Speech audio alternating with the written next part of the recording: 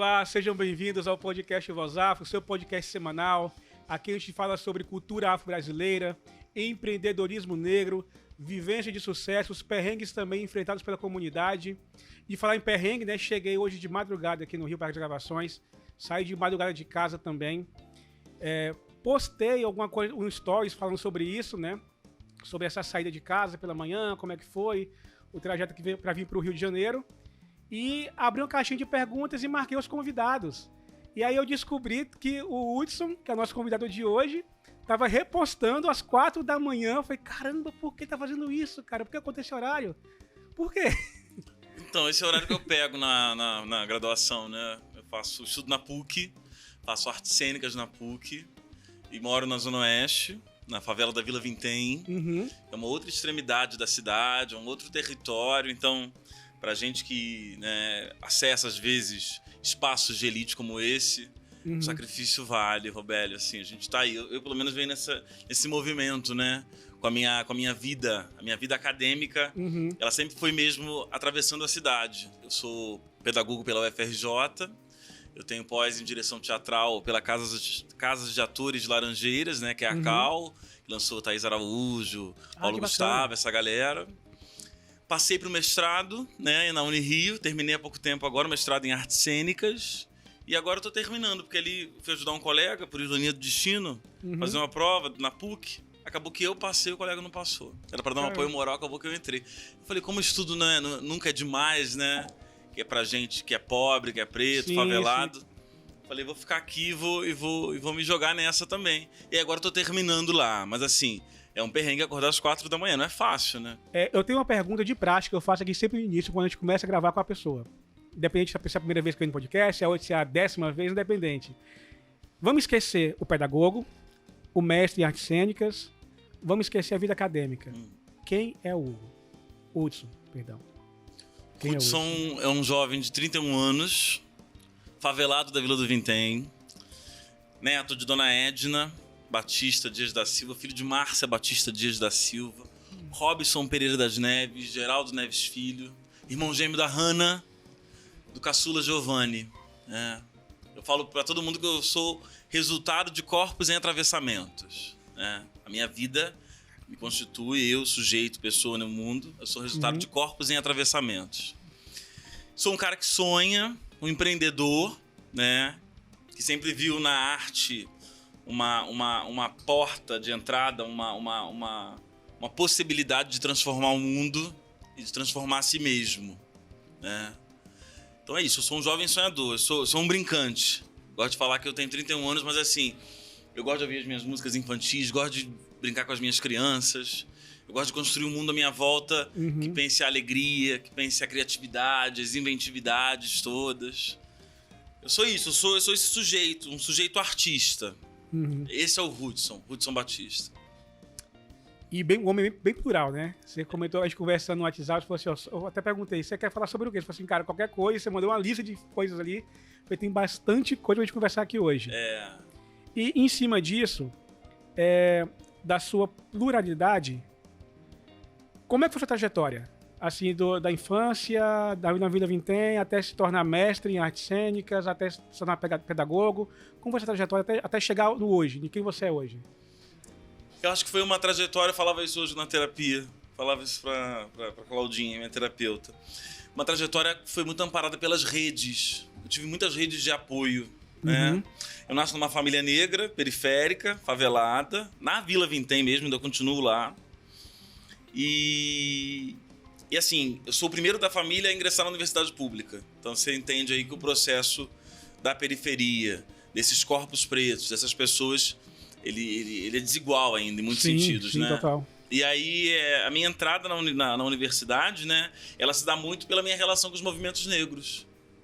Eu tenho grandes mestres, professores que foram forjando em mim esse desejo, essa vontade de ser, né, de descobrir o mundo, de intercambiar pela cidade, de trocar, de me movimentar, de me relacionar entre os territórios, porque é isso, né? A gente, quando é periférico, preto, né, LGBT, enfim, a gente às vezes acha que o mundo se resume àquilo, né? E não vê que às vezes a sociedade é nossa. A gente não tem o direito à cidade. A gente às vezes fica preso a esse mundo que nos colocam, porque muitas vezes isso, né? A gente está na periferia porque nos colocaram na periferia. Pra falar de Brasil hoje, mais da metade da população brasileira são pessoas pretas, mas assim, onde estão essas pessoas pretas, né? Em quantidade, que eu digo assim, não digo nem por qualidade, porque o que nós produzimos tem força, tem qualidade, tem excelência. Sim, claro. Mas falo assim, da representatividade social, né?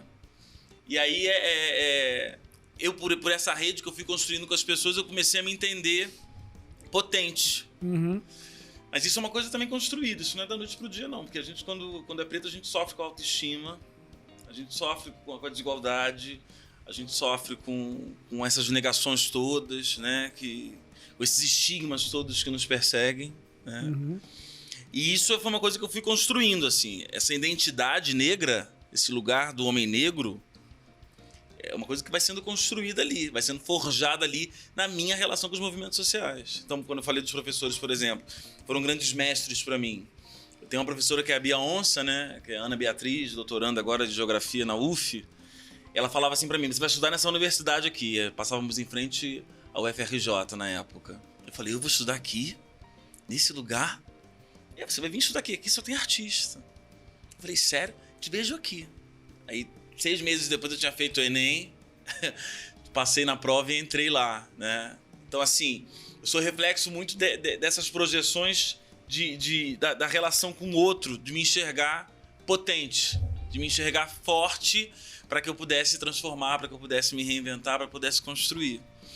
E o primeiro da família a entrar numa universidade, né? Ainda mais pública. E a gente não trabalhava. Minha mãe, a gente teve um debate, inclusive até digo aqui, né? Uma questão particular, de acreditar que filho de pobre não só estudava, não. Ele estudava e trabalhava. Sim, sim. O privilegiado era aquele que só conseguia estudar. Uhum. E eu bati de frente dizendo que eu ia só estudar. Eu sempre fui uma pessoa muito bem relacionada, então eu construía, né? No meio universitário, minha relação com os professores. E isso acabou me levando a grupos de pesquisa.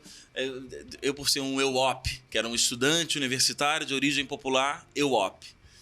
Eu acabei tendo alguns benefícios de políticas públicas, né? Uhum. Da própria instituição. E aí me permitia ter um valor que eu conseguia ir e voltar, me alimentar. Porque tem isso também, né? Você vai dar o acesso, mas e a permanência? Exatamente. Como é que você fica? Com que qualidade? Sim. Quem aprende com fome? Né? Já dizia Paulo Freire. Quem aprende com a barriga vazia, roncando? Então, assim, não é só você dizer pro cara que o cara pode ir, não. Mas é você construir, às vezes, e isso é uma das coisas que são mais difíceis de entender, e as pessoas não entendem às vezes, é de construir uma rede que permita o acesso e a permanência desse sujeito ali. Né? A gente, quando fala de universidade, fala de escola pública, eu sou filho da escola pública, eu sou filho dessa geração, né, dos anos 2000 ali, de refletir esse espaço como um espaço de potência nas periferias, nessas localidades, mas assim, de que maneira, com que forma, quais temas se debatem, o que se discute ali dentro? Sim. Né? A gente tem muito a Lei 10.639 hoje, que determina o ensino de história africana e afro-brasileira, e tem a 11.645, que agora veio com o debate indígena também. E que isso tem permitido a gente debater esses temas dentro da escola. E mais do que isso, a entrada desses novos atores sociais. Né? Eu, né, um amigo, hoje uma amiga, uma irmã, amanhã, né? E aí vai permitindo que a gente consiga furar esses bloqueios, furar esses espaços. Né?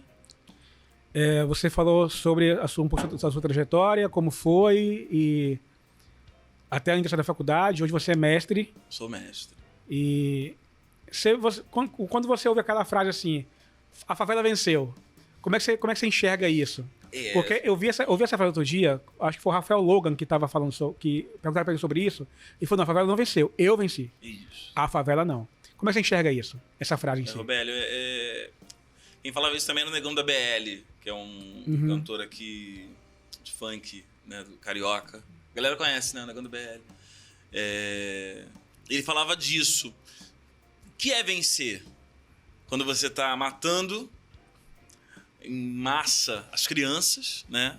Às vezes dentro de casa, sim, crianças pretas, né? Você está matando jovens. A cada 25 minutos, um jovem negro é assassinado nesse país. Então, assim, que jovem negro é esse? É o jovem favelado, é o jovem que está na favela. Você hoje vai ter, assim... E é bom a gente ressaltar isso, porque a gente não é só dor, não, tá? Não, aqui não com dá, certeza não. É importante falar que a gente não é só tristeza, não. Mas antes de pensar as conquistas, é importante a gente refletir, porque ela é individual, né? Sim, sim. O preto, ele hoje está se vendo como indivíduo em casos muito isolados, assim. Mas ele ainda ele ainda é visto como um grupo, né? Não é visto como um indivíduo, né? Então, quando a gente fala que a favela venceu, acho que ela vem lutando para isso, assim. Ela vem lutando para se afirmar. Eu falo isso como alguém que trabalha com produção cultural e vejo a crescente de políticas públicas nesses espaços. Sim. Né? Hoje a gente tem os fomentos para a cultura, para a educação, que estão ali, uma porcentagem, uma fatia, né, desse bolo, ela é destinada às APs, que são as áreas de planejamento, as periferias. Então aqui a gente tem 5 APs. Eu sou da AP5, né? Ele compreende Bangu, Padre Miguel, Realengo, que é a periferia mesmo.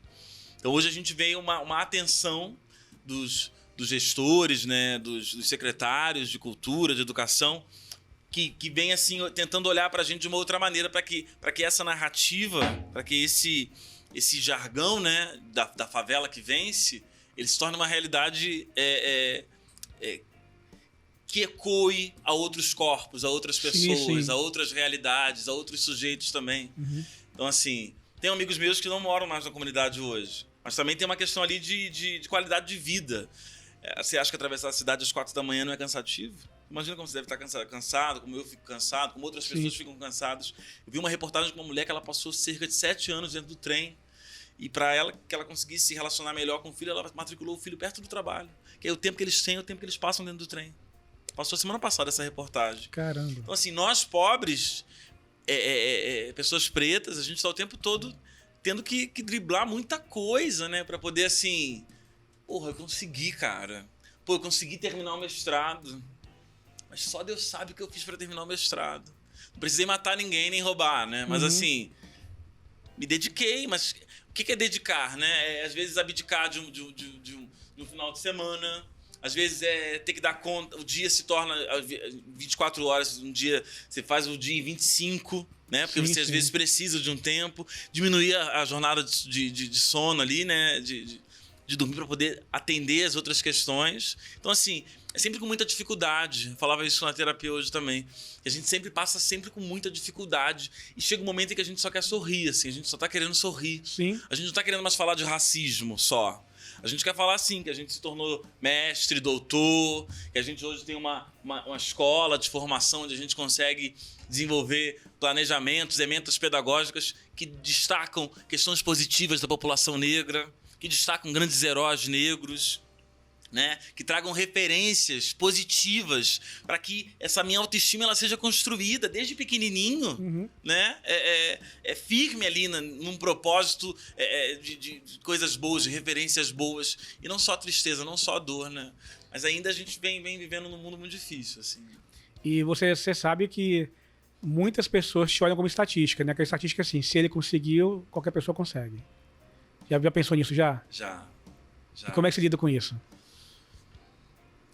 É isso, foi o que eu estava falando, né? É muito importante a gente olhar para as trajetórias. Cada um tem uma trajetória individual. Porque né? Quando o pessoal olha para o seu caso, por exemplo, veio da favela, Vila Vintém, cresceu, nascido e criado lá, continua morando lá, mas é mestre, é pedagogo, estuda pra caramba, conseguiu conquistar o seu lugar, o seu espaço, e aí usam o seu exemplo para falar de uma coisa que a gente não tem, que é a meritocracia. Sim.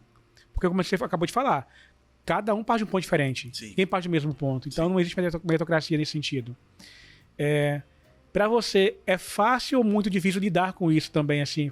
A pessoa te olhar e te ver como uma referência, é uma referência boa, mas te usar como estatística, assim, ele conseguiu, então qualquer pessoa que se quiser consegue. E não é bem assim que a banda toca, né? É muito bom a gente ser referência, né? Os Sim, meus alunos, claro. então, isso é muito forte. Eu tenho alunos de 14, desde os 4 anos de idade, né? Meu afilhado tem 8, que também é meu aluno. Mas vai até uma galera dos 40 anos, assim. Então, vê gente que é mais nova que eu, gente que passa por mim, né? E gente mais velha. E ali eu vejo neles a minha referência, eu sendo um exemplo positivo disso. Sim. Né? E aí, como pedagogo, eu consigo olhar para isso com um olhar sensibilizado, assim, dessa pessoa que às vezes ela vai ter limitações para poder chegar a isso. Então, por exemplo, eu sou um exemplo positivo na minha comunidade, na minha favela? Sou. Mas quantos mais? Quantos mais existem? E aí é importante que de repente, esse momento que eu estou aqui trazendo e falando, né, para todo mundo, que isso sirva como uma injeção de ânimo, uma injeção de potência, de dizer assim, você também pode, né? Mas de que maneira? Como? Né? Com que qualidade? Com quais necessidades, assim, para que isso se torne algo viável, né? Exato. Porque às vezes é isso, é trabalhar e estudar. E aí você às vezes fica super cansado no trabalho. Se concentra mal, e aí como é que rende, como é que faz? Mas assim, é sempre com muita dificuldade, é sempre muito difícil, né? Eu vejo muito assim, que a vida da gente é sempre muito nesse lugar assim, e que a gente precisa mudar também essa perspectiva. Acho que é tentar trocar aí esse... Acho que essa narrativa mesmo, é uma narrativa que nos paralisa muitas das vezes também, sabe? Sim. A gente precisa de exemplos positivos. Eu acho que por aí. É isso. Por aí. Hudson, eu quero falar com você agora sobre empreendedorismo no audiovisual. Mas daqui a pouquinho a gente vai para os nossos comerciais. E antes dos comerciais, eu queria só te lembrar, você que está nos assistindo, vai no canal do Voz Afro, siga a gente lá no YouTube, inscreva-se no canal, compartilhe o vídeo, deixe seu like lá, ative também as notificações para ser lembrado e sempre tiver conteúdo novo para você. E tem conteúdo novo todo dia também. Então siga a gente nas redes sociais também, no Instagram como @podcast Voz Afro e no TikTok como Voz Afro. Vamos comerciais, voltamos em 2 minutos.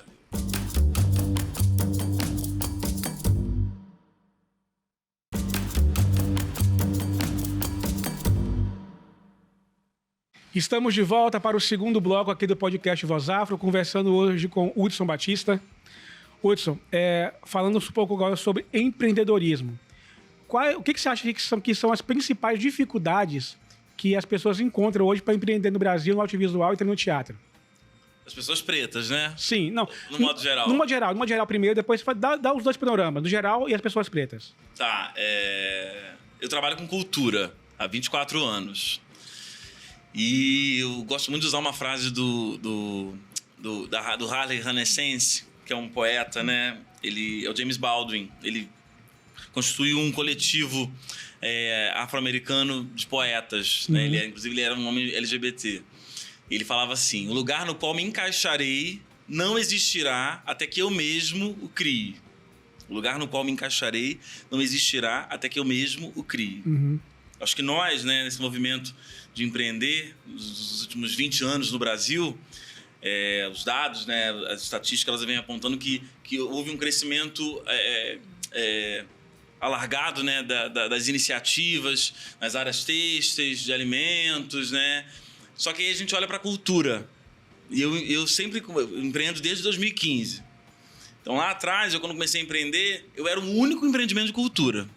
Único? Único, ali no meu nicho ali, nos programas de aceleração que eu participava, nas incubadoras, nas aceleradoras. Era o único. O único de todos ali, de cultura, era o meu, assim. Né? Isso para mim era uma questão porque a gente tem uma formulazinha, geralmente tem lá as técnicas que a gente aprende para poder empreender melhor, né? Todas aquelas coisas todas aquelas receitas de bolo que a gente conhece, assim, quem empreende, domina, entende isso. Só que pra gente nunca se aplicava da mesma maneira, porque cada caso é um caso, como eu estava te explicando, né? Mas assim, hoje empreender no Brasil ainda é uma questão, assim. Eu vejo muita gente desistindo. Sim. Vejo muita gente não segurando o tranco, não, porque empreender é abrir mão de muita coisa. É abrir mão de tempo, de dinheiro, de energia, né? Porque você é seu próprio patrão, né? Você é por você mesmo. Então, se você não fizer, ninguém vai fazer. Mas como é que faz? Quais ferramentas? Como é que domina isso? Sim. E você vai aprendendo no dia a dia. Eu sou um empreendedor... Falo que eu sou muito solitário, né? Hoje eu empreendo sozinho. Mas eu tinha um sócio antigamente. E ali eu tinha uma coisa de eu ter que me suprir nas minhas necessidades. Então eu tive que aprender a produzir, a escrever os textos teatrais, a dirigir, né? A não só dirigir, mas preparar esses atores que chegavam para trabalhar comigo, que às vezes não tinham prática. Então, como é que você pensa uma estrutura de trabalho onde você precisa formar esse artista, que chega como aluno, né? Você precisa trabalhar esse profissional, pensando na relação dele de reciclagem mesmo ali dos temas, né? E você precisa estar ali incentivando que ele continue também se formando, que ele continue também construindo, né? Fazendo a sua própria história também, porque eu acho que tem muito disso, né? Apesar de trabalharem comigo ali, eu sempre digo que as pessoas são do mundo, ninguém é de ninguém, né? A gente precisa entender que, por mais que às vezes uma criança comece com você, mas às vezes pintar uma oportunidade, tem que ir mesmo, tem que abraçar a causa. Então, assim, quando a gente está empreendendo, eu empreendo na cultura há 24 anos, como eu estava dizendo, o meu maior desafio era pensar um espaço que contemplasse a população negra. E aí eu falei assim, meu Deus, eu hoje passo por várias escolas de formação, passei por vários espaços de formação, e eu não tenho, às vezes, o debate da representatividade. Isso não aparece. O tema do teatro negro ele não aparece. Não é apresentado. Ou senão de maneira muito superficial. Que a gente sempre é visto como um nicho específico. E não como parte de um processo de constituição ali das questões da formação do artista, né? Então eu venho com essa deficiência dos meus espaços de formação de escolas importantes aqui do Rio de Janeiro, hein? De que eu não tive um preparo onde eu olhasse para personagens negros, pessoas negras, em lugares de referência, tá? Que pudessem me ver possível, me fazer possível. Pô, se fulano de tal consegue, eu também consigo, né? Às vezes é um ou outro. E como é que faz? Pro artista que quer viver disso. Pro artista periférico, empreendedor, que quer viver da sua arte. Como é que faz? Hoje a professora falava, né? Eu, uma vez, escutei do professor, né? O professor que ela teve na vida, dizendo que se você quer fazer teatro, você tem que fazer por você mesmo. Não espera ninguém, não. Vai produzir você mesmo. Mas aí é muito fácil você dizer isso, uma pessoa que mora na zona sul do Rio de Janeiro, no meio cultural, vivendo ali na meiuca, com todos os recursos do seu lado. Os contatos, né? Você atravessa a rua, você está num teatro, atravessa outra rua, você está num cinema. Você tem todo o capital cultural à tua volta ali. Você já cresce com essa relação, né? E pra gente não, a gente vai se constituindo e construindo, atravessando a cidade. Sim. Você falou nessa resposta sua também sobre muitas vezes receber o ator muito cru, né? Que a pessoa muito crua ali e tal. Eu tô lendo, no finalzinho já do livro da biografia da Viola Davis, Em Busca de Mim. E assim, é fantástico, emocionante o livro dela, a história dela é muito maravilhosa. E no voo hoje, vindo pro Rio, eu tava lendo uma parte que ela fala assim que quando ela saiu, ela estava em Juilliard, né? Foi onde ela se formou como atriz e tal. E ela saiu, ela foi passar um tempo na África, né? Ela foi até se reconectar e nunca mais, ela não voltou a mesma pessoa. Que ela voltou outra Viola quando voltou da África. E ela percebeu algumas coisas assim, como por exemplo que muita gente vê o glamour de ser um ator, nem o glamour da Viola de hoje, a Viola do início assim. E que muita gente não queria ser ator, queria a fama. Que são coisas distintas, né? Essas pessoas que você muitas vezes recebem também assim, cru assim também, eles chegam visando muito a fama? Só isso, Robélio. Eu digo lá na escola, né, que eu não vendo sonhos, eu trabalho com eles. Presta atenção nessa frase. Aqui a gente não vende sonhos, eu trabalho com sonhos. Quando os caras vêm dizer assim, vai me colocar na novela das 8, vai fazer isso, vai... Eu digo assim, não. Isso aí vai ser consequência de um bom trabalho. Se você fizer um bom trabalho, talvez um olheiro te enxergue, e sendo muito franco assim, eu não gosto de mentira, sabe? Eu trabalho com um dos valores que é a oralidade, né? Então assim, a minha palavra ela vale muito. Eu sei muito da responsabilidade do que eu tô falando aqui nesse momento. Essa troca com você aqui é uma troca de energia. Então assim, você tá tirando um tempo seu precioso para me ouvir e vice-versa. A gente tá aqui trocando. Então assim, o que se fala, o que se coloca, tem que ter muita responsabilidade. As pessoas perdem isso às vezes. E aí, na hora, eu dizia isso, muito franco para um pai, né? Ah, porque vai fazer... Não sei. O que eu posso te garantir é que é uma produção no final do curso, digna, onde o seu filho vai desenvolver essas e essas competências, nesse tempo, e é assim. Agora, vir com essa ideia de fama, isso é uma consequência de um bom trabalho. E outra, a pessoa que chega assim, ela não dura 5 minutos. E nem todo mundo atinge a fama, né? Não. Assim, a estatística é o quê? a cada 1 em 100, 2 em 100? Como é que é? É muito efêmero. É muito efêmero. Quantas pessoas não perderem essa mentalidade? Porque a gente vive hoje num mundo muito da body, do corpo, né? Então, esse corpo exacerbado, esse corpo na TV, os corpos nas redes sociais, tudo isso embaralha a cabeça da gente um pouco. Então, eu acho que é muito assim, faça você mesmo, mas assim, tem um limite para isso? Existe um limite ético para isso? E todo mundo pode ser tudo ao mesmo tempo? Todo mundo pode ser o ator da novela das 8? Todo mundo pode ser o diretor de novela?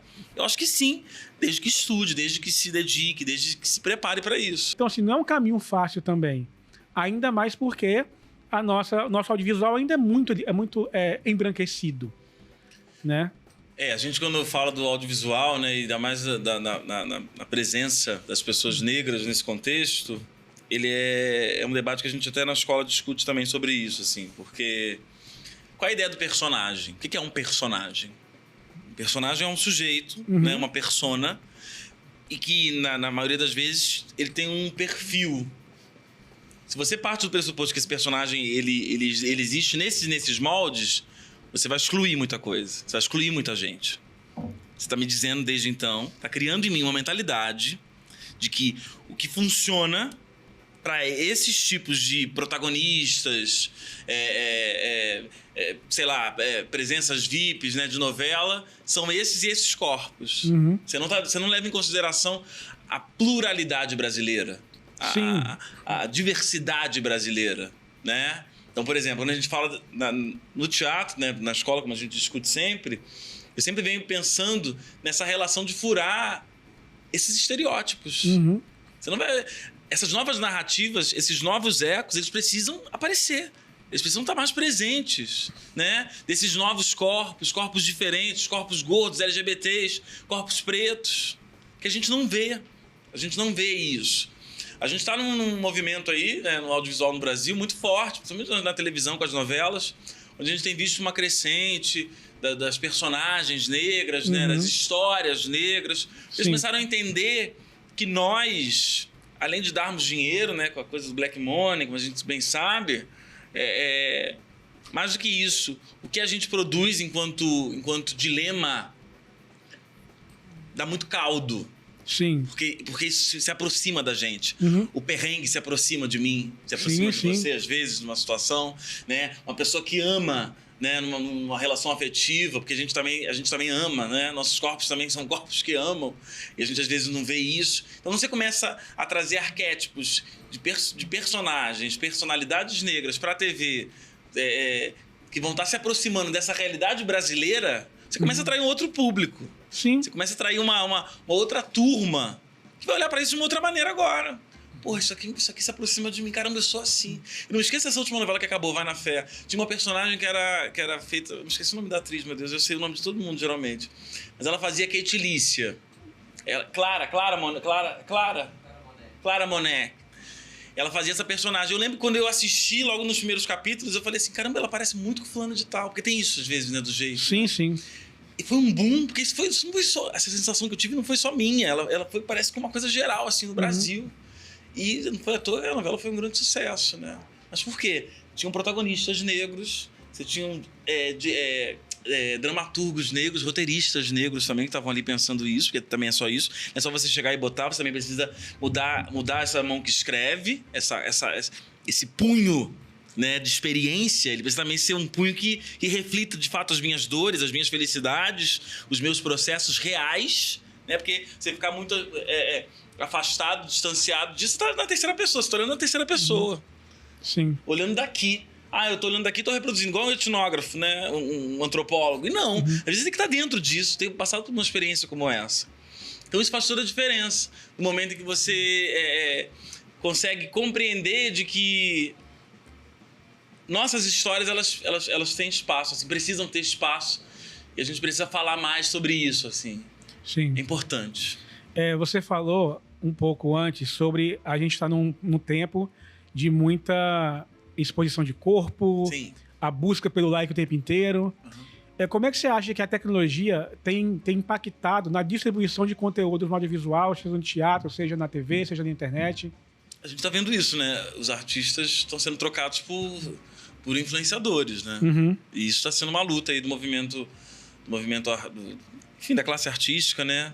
Para refletir sobre isso. Mas assim, o que você vai fazer? O bom é que hoje a gente tem uma multiplicidade de espaços para trabalhar, né? Não só o teatro, mas você tem as séries, além das novelas. Sim, sim. Uma infinidade de plataformas digitais, os streams, né?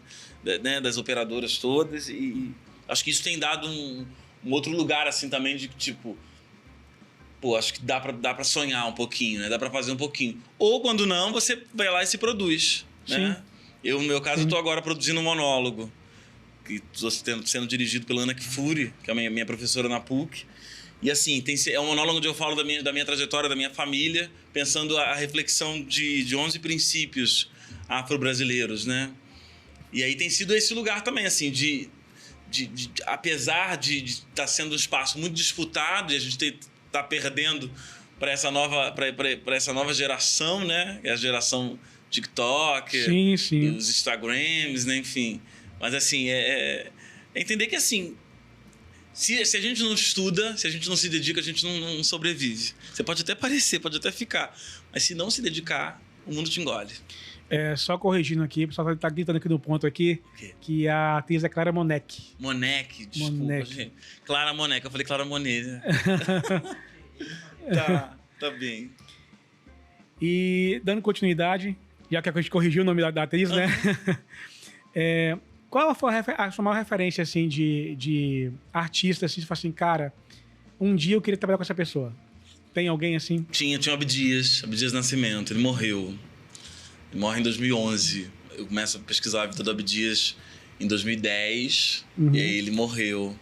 Mas eu gosto muito do Lázaro, gosto muito da Thaís, né? Tem uma turma boa aí, o Dan também, que é uma geração nova, Michel Gomes, uma turma nova aí que são grandes referências para mim, assim, porque são pessoas pretas, né? Sim. Estão partem da sua maioria da periferia e estão conseguindo um espaço, assim, com consistência, né? Com importância nesses lugares. E qual é os desafios para lidar com concorrência nesse meio artístico, nesse meio criativo? Essa é uma pergunta que não quer calar, assim, porque... porque eu acho que o mundo tem espaço para todo mundo, sabe? Apesar da concorrência, né? Eu acho que o sol nasceu para todos. Sim. Então, assim, eu também acredito que o que é do homem o bicho não come. Então... é isso, vou reforçar aqui. Eu sempre entendi que quando você está preparado para certos momentos, aquilo vem como uma luva para você. Sim. Né? Eu hoje, aos 31 anos, estou começando a aproveitar muita coisa que eu comecei a plantar lá com 8. Que eu começo a fazer teatro aos 8 anos de idade, né? Na periferia, na favela. Eu fazia teatro num espaço onde a gente velava os corpos. É uma associação de moradores, então, assim... Muitas vezes a pessoa morre na comunidade, não tem dinheiro para pagar uma funerária, vela-se o corpo ou em casa. Antigamente era muito em casa, minha avó falava isso. Ou na associação de moradores. Então a gente estava ensaiando teatro lá, de repente a gente saía, porque chegava um corpo que precisava ser velado. Caramba! Então lidava ali também com isso, assim, isso com 8 anos, né? Pela Talentos da Vila Vintém, que foi a minha primeira companhia. Então, assim... Hoje a concorrência eu digo assim, que o trabalho que eu desenvolvo na Zona Oeste, ele é diferente de tudo que muita gente vê por aí. Porque eu tive o compromisso de desenvolver uma pesquisa teatral, do audiovisual, que está procurando refletir sobre a vida a partir do outro, a partir das identidades, a partir do sujeito, a partir da experiência desse sujeito. Qual é a sua experiência no mundo? O que você traz da sua experiência no mundo? O que isso que você tem aí, o seu mais íntimo, funciona e se relaciona com esse trabalho aqui da cena. E aí não é construindo um personagem, é atuando na experiência, como um sujeito da experiência. O ator, para mim, o artista, para mim, enfim, do modo geral, ele é um sujeito da experiência. Enquanto ele não entender isso, né, ele não vai viver um processo com mais veracidade, com mais verdade, né? Então, eu sempre digo isso para os meus alunos, né? A gente vai trabalhar com elementos que sejam próximos a gente e com elementos também do teatro mundial, da relação mundial. Que a concorrência aí fora se coloca assim, né? Sim. Né?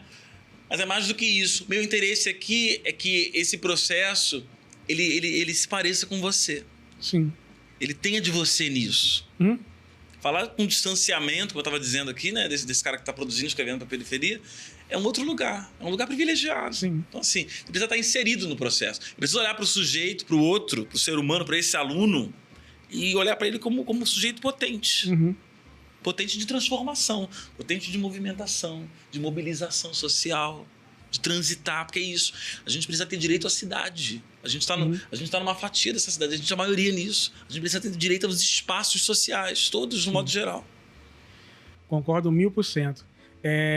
Como eu falei lá no início, né, eu abri uma caixinha de perguntas no Instagram para os convidados, e a galera mandou algumas perguntas para você aqui.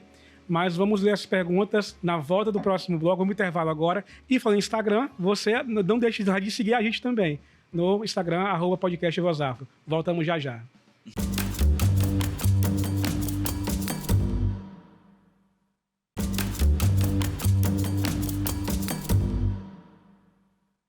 Estamos de volta para o último bloco aqui do podcast Voz Afro, conversando com o Hudson. No anterior eu falei com você, né, a gente encerrou falando que chegou algumas perguntas no Instagram para você. E eu vou ler uma delas aqui. Franciane Glória pergunta para você o que te motiva a empreender e qual é o seu objetivo? O que me motiva a empreender é transformar a realidade, né? E eu quero ser referência em ativismo criativo. É isso. Isso que me motiva a refletir. Vamos lá, tem mais um aqui. Acho que é Diego, né? DG, deve ser Diego, Douglas, não sei. Qual a importância de corpos pretos no teatro e nas produções brasileiras? Poxa, essa pergunta é boa. Valeu, DG. A importância é que a gente começa a transferir e modificar a lógica, né? Essa lógica excludente, essa lógica do genocídio, né? E aí você tem os caras, às vezes, os homens, as mulheres, os minas, os monos, as monas, né? Você tem, às vezes, em locais de referência, como a cena, né? Com protagonismo, isso dá uma outra visão de mundo, assim. A gente começa a se ver possível. Sim, a gente começa a se ver como história, como corpos reais, como corpos que existem e que precisam ser levados em consideração, né? Você começa, quando você traz temas como esse, como você traz o debate racial, né, de diversidade, você está dizendo, está reafirmando de que esses corpos existem e que eles precisam ser falados, ser pensados, serem visibilizados. Como é que você quer falar de um mundo de diversidade, pluralidade, se você abraça uma única categoria? Se você ainda valoriza os mesmos arquétipos, os mesmos modelos de referência, dos corpos, de cores de pele, né? Cadê? Você não fala do Nordeste? Você não fala das populações negras quilombolas, indígenas? Sim. Né? Eu trabalhei num quilombo que as pessoas tinham ideia de que as pessoas no quilombo eram selvagens. Isso há 10 anos atrás. As pessoas tinham essa noção, assim, como é que é isso? Um quilombo? O que as pessoas falam? Português? Gente, pelo amor de Deus. E eu, na época, tinha 21 anos. Um trabalho, né, que fui chamado para fazer lá, a gente teve até uma produção, um livro, depois virou uma peça de teatro isso. Mas assim, a gente não conhece a trajetória dessas pessoas. E quanto mais a gente trouxer isso como pauta, como debate, como ponto focal, a gente vai ter transformação. É isso aí. Tem mais uma pergunta do próprio DG também aqui. Eu coloquei aqui: um país onde temos a senhora Montenegro como referência artística, qual o papel do professor e instrutor teatral para as crianças pretas? Nossa senhora, hein? Apertou sem abraçar, né? Porque eu acho que são coisas que ecoam de uma maneira, assim... E é tão subjetivo, sabia? Essa relação é tão subjetiva, porque ela não tá dada. Ela é construída. O pedagogo, o professor, é aquele que encaminha, né? Aquele que pega na mão, né? Muitas das vezes a gente pega na nossa mão e leva, né? Então, assim... Tá no processo de formação, que é um processo continuado, é um processo processual, e é isso mesmo, né? Porque tem uma questão dialógica ali, tem uma questão de troca, tem uma... Ele tá envolvendo vários outros processos cognitivos. que às vezes não vão dar conta. E às vezes é muito profundo essa relação que nós, professores, professor de teatro, professor da escola, tá produzindo nesse aluno. A gente muda uma vida. Sim. A gente faz uma diferença. Os professores todos mudaram a minha vida. Agradeço a Bia Onça, agradeço a Ana Paula, né, que foram professores, diretora, né, que estavam ali fomentando na gente a arte, acreditando no que a gente fazia. Sim. Éramos 15 meninos pretos favelados na época, em Mochon, que é um colégio estadual lá na Zona Oeste. Então a gente fazia arte, fazia cultura, deixava aquela escola de cabeça para baixo. E a diretora fazia assim, ó, batia a palma. E eu queria que você falasse um pouco sobre isso, assim, sobre essa experiência do teatro mesmo. Como foi para você, como é para você ainda lidar com o palco, com o teatro, seja como ator, seja produzindo, seja dirigindo. Como é que é para você? O teatro é vivo, né? O teatro é potência. O teatro é transformação. Eu sempre digo, né? A gente olha para um palco vazio. Um palco vazio, ele é uma potência viva. Ali a gente produz tudo. Tudo que a gente quiser tá ali dentro. Às vezes, o ator e texto, a cena e a luz. Ele ali, dando conta de construir uma cena, de pensar uma cena. Porque permite que a gente abra o nosso pensamento sensível. O Augusto Boal fala muito disso, né? Ele fala do pensamento simbólico e pensamento sensível. E a arte, de modo geral, no meu caso, teatro, como a gente está falando aqui, ela permite que o outro consiga ter uma relação subjetiva, mas ter um olhar mais sensível sobre a realidade, sobre o espaço, sobre o mundo. Então isso faz com que o outro se transforme. E no ato de sua transformação, ele transforma o outro, o espectador, né? Aquele que está ali contribuindo para que a obra aconteça, porque eu acredito muito nisso, né? Que hoje eu enceno, eu no teatro, nesse trabalho que a gente fez. Na época eu fiz um trabalho que foi Contos Negreiros do Brasil, é um conto de Marcelino Freire, né? A gente falava disso, assim, da força de como o texto ele tem uma responsabilidade. Ele não é tudo, tá? Mas ele tem uma responsabilidade, porque ele inaugura, né? Ele faz com que esse espectador reflita, ele faz com que esse espectador abra imagens. Eu em cena falo da chacina que aconteceu na minha família em 82, né? E aí eu não vou... E aí foi um debate da diretora, na época a gente construindo o trabalho, aquela coisa toda de como seria colocar isso em cena, de como seria trazer isso pra cena sem parecer jornalístico. Porque só o que eu queria era abrir imagens. Só o que eu queria era fazer com que o espectador se sentisse pertencente e parte daquela realidade, daquele começo ali, daquela história. Que eu vou no passado, volto no presente, me relaciono com o futuro, brinco com isso. Dessa não linearidade, dessa permissão de ser, de me movimentar, de perfurar, de fraturar essas realidades sociais. O teatro me permite fraturar realidades. E quando eu digo fraturar, é para que a gente remonte, para que a gente reconstrua, para que a gente fale assim, cara, pô, tá, mas esse corpo aí, né, que para vocês é padrão, que para vocês é a última coisa do mundo, isso já não tá mais, isso já não é suficiente. Sim, sim. Porque a vida tá muito abrangente lá fora. A vida também tá gritando pra mim lá fora. Que fala assim, mano, se reinventa. Mano, reconstrói isso aí. Sim. Mano, muda essa rota.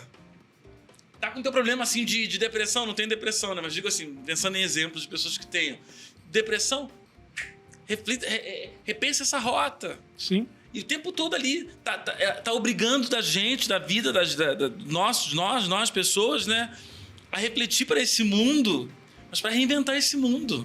Porque não tá cabendo mais a mediocridade, não cabe mais a intolerância, não cabe mais o preconceito, não cabe mais esse estigma torto dos olhares em relação às populações negras. Muita coisa já não cabe mais, muita coisa tá obsoleta, já era para estar em desuso. E aí falam assim, será que o racismo acaba um dia? Eu acho que não. Nossa. Eu acho que não. E não é um problema meu nem seu. É, assim, e como é que a gente faz? Porque você fala dos séculos XIX, século XX, que foi o movimento dos eugenistas, né? E você fala assim, olha, eu vou trazer essas populações europeias aqui pro Brasil para que a gente consiga eliminar os descendentes de Cã. dentro de 50 anos, 60 anos, os eugenistas, né, Gobineau, Nina Rodrigues, todos esses loucos da época, acreditavam que nós, brasileiros, depois de uma entrada que você tinha, né, na travessia do Atlântico, para cada 4 corpos negros chegava um europeu aqui. Uhum. Então, para cada 4 corpos negros, era uma pessoa europeia que entrava. E se comparar isso, porra, o que fizeram dessa sociedade? E aí você quer limpar, você quer varrer, você quer... E aí é uma dificuldade, porque se a gente for refletir esses trabalhos que a gente tem produzidos no século XVIII, XIX, XX, dessas pessoas que pensavam a sociedade brasileira, e a gente vê o mundo hoje, é o que você está falando aí. Tem fim? Não sei. Mas a gente está aqui para poder refletir sobre isso. A gente está aqui para botar mesmo o pau na mesa, para poder dizer que não, que a gente não quer mais. A gente sabe sim se portar, a gente sabe sim transitar, a gente sabe sim dialogar, né? Que a gente sabe sim ser potência, cara. Sim, É só isso que a gente quer ser. A gente quer viver, que acho que é isso, né? Enquanto não nos deixarem viver, porque esse genocídio desenfreado ele vem desde que esse mundo é mundo, né? Sim. E aí eu tô falando de uma perspectiva desde os navios negreiros até os dias de hoje. Sim, sim. Aí, qual a perspectiva que você tem de esperança? E é exatamente essa. Eu acho que não. Eu também acho que não. Eu não sei te responder. Eu acho que não, porque não é um problema nosso, não é um problema de pessoas negras. É um problema do branco. Ele que causou isso, ele que criou isso, ele que tem que resolver isso. Eu acho que ele não está disposto a resolver isso. Sabe? Então, por isso que eu não tenho esperança que acabe. Eu tenho esperança que diminua com leis mais severas, sendo punitivista mesmo. Não vou falar assim, não tem que ser punitivista, tem que ser, não sei, educação. Não, é punitivista mesmo. Eu acho que já deu, já com essa parte de ser muito amor também aquilo ali. Posso estar, assim, redondamente enganado em relação à minha posição. Só que enquanto não houver punição severa e leis sejam cumpridas, não vai diminuir. E a gente viu, nos tempos para cá, as pessoas se sentindo mais encorajadas a cometer atos racistas. Sim.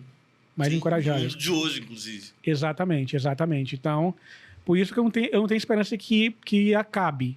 Eu tenho esperança que diminua. E que essas pessoas que estão se sentindo encorajadas, que voltem para o buraco onde elas estavam, sabe? Sim. Eu penso um pouco nessa linha. Não tem espaço para você aqui. Exatamente. O geógrafo Milton Santos, ele vai falar do mundo sob 3 perspectivas. Um trabalho maravilhoso que ele escreve no livro Globalização, né? Ele vai botar o mundo como fábula, o mundo como perversidade e o mundo na sua realidade, no seu ponto realista. Essas 3 situações, fábula, perversidade... A fábula seria essa ideia romântica que a gente tem, de que todo mundo vive maravilhosamente bem, vivemos a democracia racial, que nunca teve problema com racismo no Brasil. É isso. O mundo como perversidade seria esse momento aí onde a gente vê esses racistas colocando a cara, né, tendo coragem para cometer essas atrocidades. E o mundo realista seria esse mundo onde a gente está aqui, ó, tendo plena consciência de que esse é um problema que não é nosso, que não fomos nós que criamos, mas que cai na nossa conta, porque tá matando a gente toda hora. Sim. Né? Tá aniquilando a gente toda hora. Então, assim, é deles, mas assim, quem tá pagando essa conta somos nós, infelizmente. Sim. Né?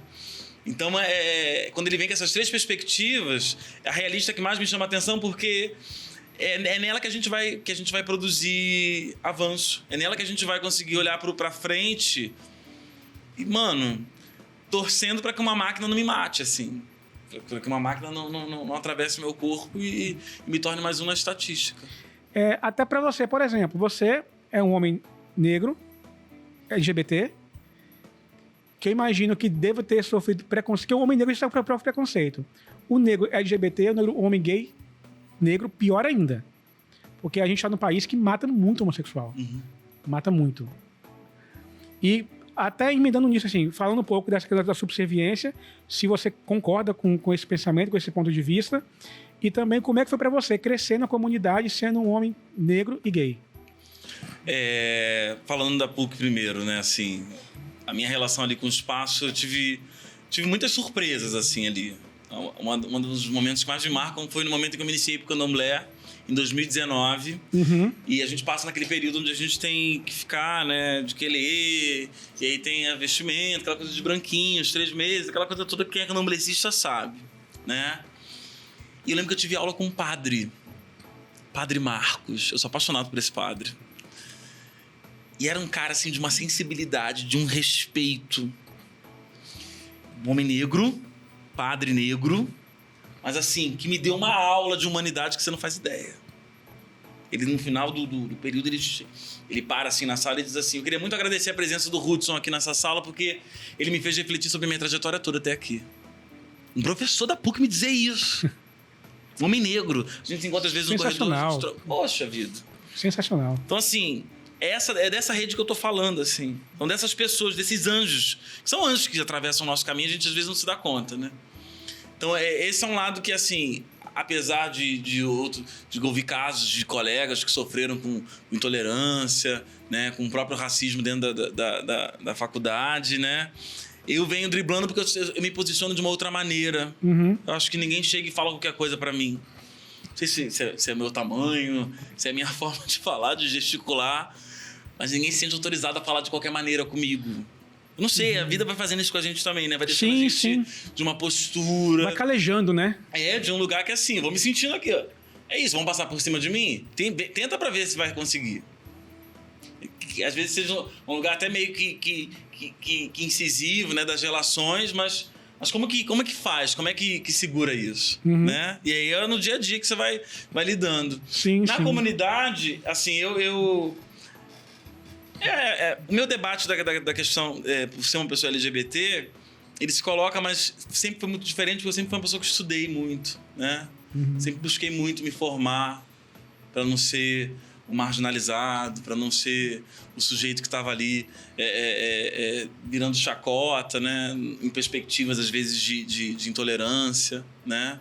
Então, para mim, sempre é um lugar assim que eu vejo, né? Pessoas, amigos meus que sofrem com homofobia diariamente, né? Então vivem isso na pele diariamente. Mas, assim, no meu caso, eu digo que isso é um pouco menos por conta, às vezes, da minha postura, da minha maneira de falar, né? E isso acaba indo para um outro caminho, assim, né? Mas eu acho que são formas e maneiras de a gente conseguir lidar também com o mundo. Sim. Né? Eu fui aprendendo a lidar com esse mundo. Fui criando signos para lidar com esse mundo. Comportamentos, né? Que me permitiram hoje estar onde eu estou, enfim, né? Não me via possível de nada disso. Não me via dentro de nenhum desses espaços. Te falo aqui. Não me via. E hoje passei por todas as instituições mais legais, mais bacanas do Rio de Janeiro, eu passei por elas. Então isso não tem preço. A educação me salvou. A educação me salva todos os dias. Sim. É isso. Putz, eu confesso um pouco frustrado com esse episódio, porque chegou no final dele aqui, acabou o nosso tempo, e eu não fiz nem um terço da nossa pauta aqui. Vai ter que voltar, cara. Vai ter que voltar. Nenhuma perguntinha, não? Queira fazer muito aí? O tempo da CP acabou mesmo, assim. A gente tem o nosso tempo aqui. Tudo bem. Mas vai ter que voltar. Com certeza. Pra gente continuar aqui a nossa conversa, porque... Maior prazer. E muito feliz mesmo, assim. Dizem que quando o papo é bom, passa muito rápido, né? Eu também achei. E passou muito rápido aqui esse tempo nosso aqui, mas foi muito bacana. Obrigado mesmo por estar aqui hoje, por ter aceito nosso convite. Foi sensacional o papo, curti muito mesmo. Eu vou te falar, eu sempre tive um sonho de participar de um podcast, né? Sério? Eu falava com um amigo que a gente ia fazer um lá na comunidade. E estreou com a gente. Poxa vida, estreia é melhor. E agora, assim, tendo essa oportunidade de vir aqui falar, de me colocar, que presente. Agradeço a vocês aí pelo convite, né? Por ter a oportunidade de vir falar um pouco da minha trajetória, trocar com você, equipe bacana pra caramba, né? E tamo aí pra transformar, pra reinventar esse mundo, pra fazer barulho mesmo. E é isso, podcast Voz Afro. Isso aí. Juntão. Você que mandou pra gente a mensagem aqui no Instagram, algumas perguntinhas aqui, que a gente compartilhou com o Hudson aqui hoje. Obrigado também por você ter participado, né? Feito esse podcast com a gente. É sempre nossa ideia aqui, ampliar a voz de todo mundo aqui, da comunidade negra.